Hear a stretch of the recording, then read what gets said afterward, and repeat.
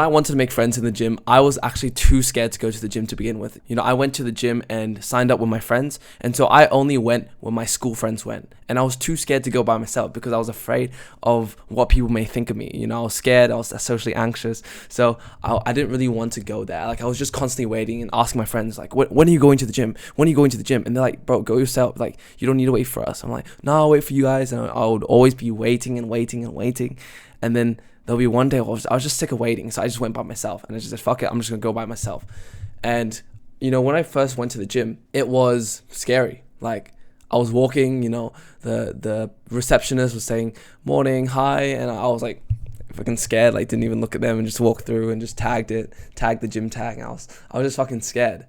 People looked at me, I didn't want to look at anyone. Maybe I was wearing AirPods, I was listening to something else. I was just putting my head down, wasn't really looking at anyone, just walking there with my head down like this. And then whenever I was filling up the drink fountain, I was like, just looking like this, just looking around, just like there'll be a person literally behind me that I could talk to. But I was like filling up my drink and like, looking around, like just looking at the water bottle, just staring at it. Yeah, I was just scared to talk to people. So I know how you feel. But then I started implementing certain systems, certain procedures, which I read from all these different books. Now, the first thing I started doing was looking at people and smiling at people. I know you probably heard this advice from everywhere, but people don't feel important. You want to make people feel important. You want to make people seen. Hi. Social skills. Fuck. I'm so cringe. So instead of thinking that everyone's looking at you, why don't you start looking at everyone else and start looking from a place of empathy? Because you're looking at a place from self-centeredness. Like, you're thinking that everyone is looking at me. And that's just ego, right? That's just what the brain tends to do. This is what ego tends to do. It tends to be very self-centered. So we need to shift our self-centeredness, and we need to think, what do people want? We have to start to have some level of empathy. People want to feel important. People want to feel seen. Would you like someone to come up to you and smile and start a conversation with you and be funny and just like have a joke and just have a laugh and talk about stuff? Would you appreciate that? If they ask you questions about what are your goals, what are you working on, you would probably appreciate someone talking up to you and being interested in what you want. And so you need to do the same with other people. You need to actually show some genuine interest in people. And people appreciate being seen and like having eye contact shown and smiling at them. When I was doing this and I started smiling more, I started looking at people's eyes, started giving them head nods and smiling.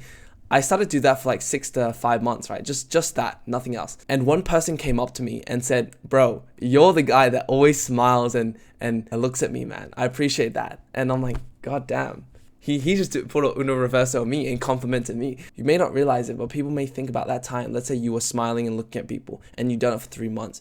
People notice when you're not there because your presence is like just so positive to be around. And people notice when you express that sort of, I guess, love, unconditional love to people. So people want to be seen. People want to be looked at. People want to feel important. And when you smile and look at someone, you make people feel important. That's the first thing. You just start smiling. Just start looking people in the eyes. I know you're going to feel scared. You're going to feel a bit anxious, but shift the mindset. Instead of other people trying to serve you, you're trying to serve other people. Instead of taking value from other people, you're trying to give value. You're trying to give positivity. You're trying to give good emotions to other people. This is sort of the mindset shift from self-centeredness to servitude of others, to giving of others. So the energy you put in is the energy you get back. When you smile and start to be a positive person to be around, people will start to smile back as a reflection. This has to do with the law of correspondence. This basic law basically talks about reflection, right? So if you smile at someone, other people smile back at you. If you do good for the world will do good for you, right? If you help someone out, they feel very inclined to help you out because you helped them. So this is sort of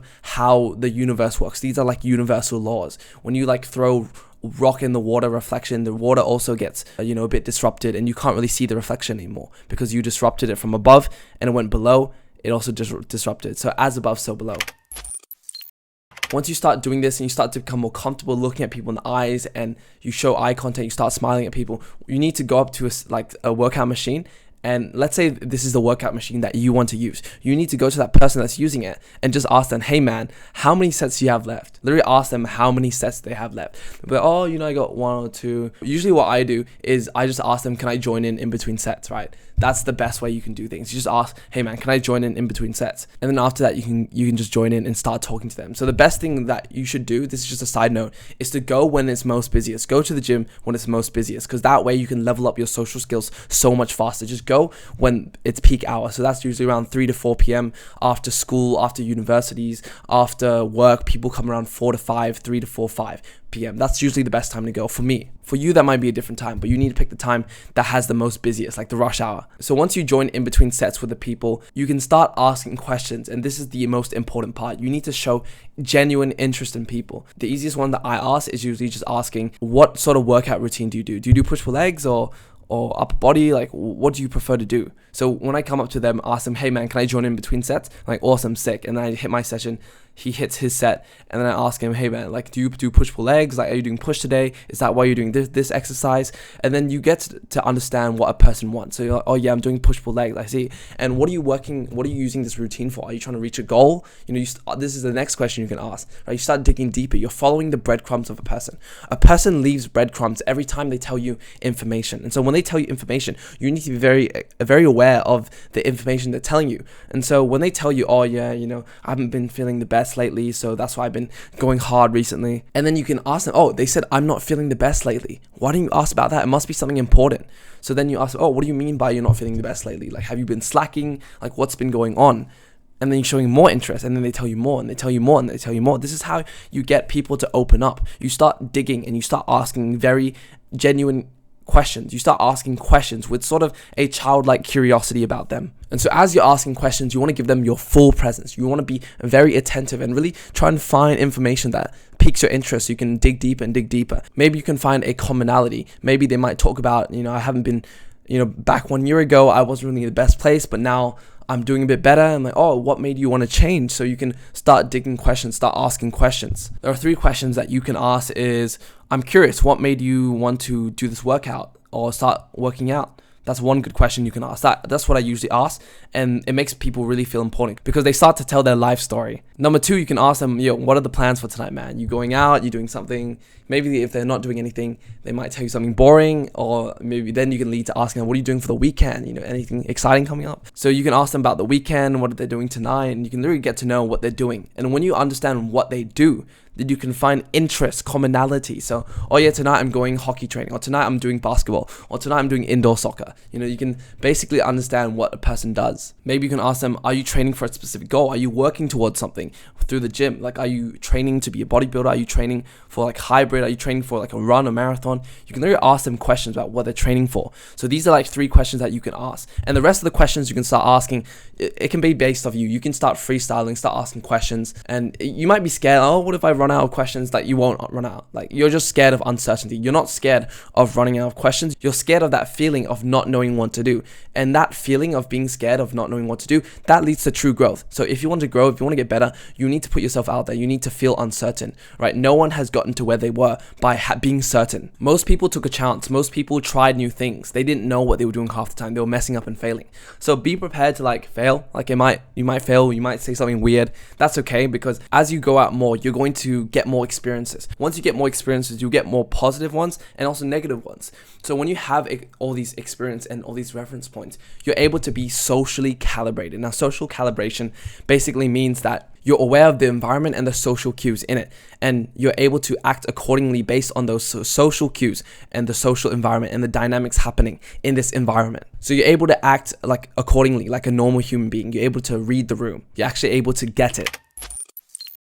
So once you ask questions, you build up some commonalities, you ask questions, you show genuine interest. Maybe they ask you questions, you tell a little bit about yourself, and you maybe freestyle some questions a bit. Then you can say, hey man, you're cool. Like, if this person you really fuck with, like you really find that this is a cool person you like talking to, a genuine guy or genuine girl, you can be like, hey man, you're cool. What's your Instagram? We should hit a workout sometime. I'm going to a hike this weekend, or I'm doing this. You should come. What's your Instagram? Or hey man, you seem cool. What's your Instagram? Let's hit a workout session. So you want to basically pre-frame. You're like planting seeds of the next thing that you're going to do, so they understand like what's going to happen. So maybe instead of asking what's your Instagram, just say, hey man, you're cool. What's the best way to contact you?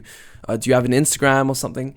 And you know, this person might give you Instagram, maybe might give a Facebook. This person might give an Instagram or another social media that you can contact with, so you guys can hit the gym session together next time. You might think that, oh no, you can't use Instagram. And if you're not using Instagram, I really don't know what to say, because it's 2024. I'm sorry to say, but Instagram is a very powerful connection tool, right? It's very powerful for finding your people, for connecting with your people, and finding what's popping in your city. Like it's a very useful tool, right? You're thinking of it as like a very deadly weapon that you shouldn't use. What makes a gun, like a weapon, deadly is the person that wields the gun. The person that wields the sword is what makes the weapon deadly, not the weapon itself. So you need to know how you can use this tool, how you can use this weapon to benefit you in a positive way. So you can be a creator or a producer. You can use it effectively or ineffectively. You can use it to connect with people, or use it for degeneracy and use it to consume or fry your dopamine. So the choice is yours on how you want to use it. Then once you get the Instagram, they see your Instagram, you should have built up a high status Instagram. If not,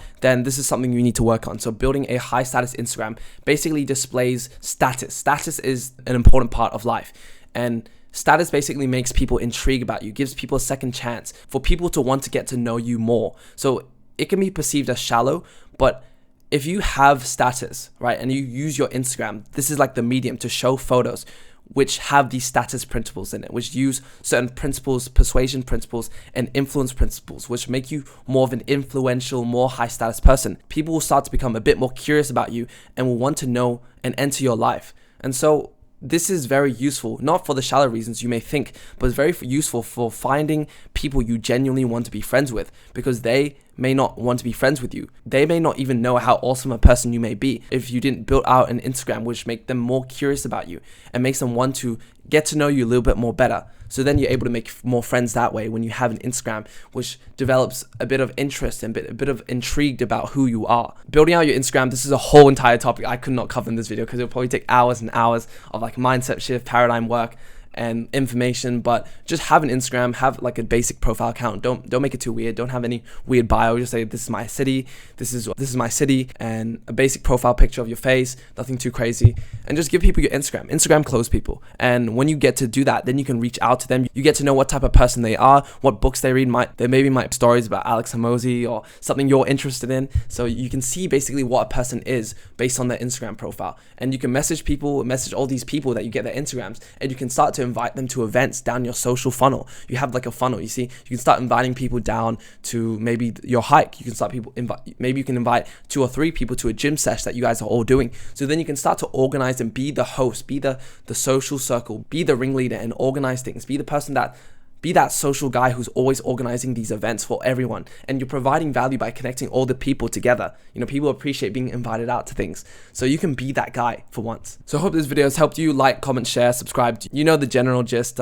Leave a comment if you want more advice, and I'm doing Q&As in my Discord, so just join my Discord, ask me a question. I'll do like a voice recording, or I might do calls, but join the Discord. I'd like to help you out build that circle, because now having a social circle is very important now. When you hang around with people who are working hard, who are ambitious, who achieved what you want to achieve, you sort of get new ways of thinking when you hang around with these people. So 1 or 2 times a week, you can hang around with these people who achieved what you want to achieve. And when you hang around with these ambitious like guys who are on self-improvement and they're in your circle, you start to become like them. Like you heard the quote, you are the average of the 5 people. So if you want to build that social circle of guys who are ambitious, who actually pull you up, join the Social Circle Builder Discord below, and I'll see you in there, my guy. Peace.